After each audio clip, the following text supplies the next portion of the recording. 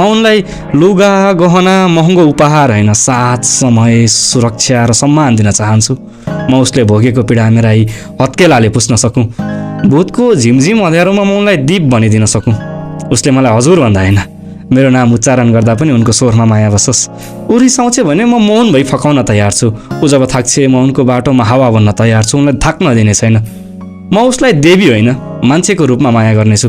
ऊ जहाँ कमजोर हुन सक्छ म उसको ढाल भन्नेछु। म उसलाई बाँच्न दिन्छु, बाँध्न होइन। ऊ जहाँ स्वतन्त्र हाँस्छ म त्यहीँ मन्दिर बनाउनेछु, जहाँ उनकै अस्तित्वको पूजा हुनेछ। फुल होइन, काँडासँग पनि प्रेम गर्छु, किनकि ऊ काँडाको कथा हो। गहिरो घाउ देखेँ भने म औषधि होइन, कान भन्नेछु सुन्नको लागि। ऊ रोइ भने मेरो निधारका चुम्बनहरूले उसको आँसु पिउनेछन्।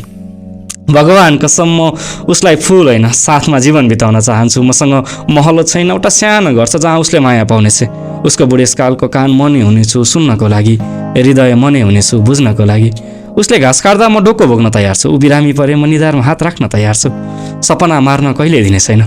उसको आत्मा स्वतन्त्र रहोस्, यही हिम्मत दिनेछु।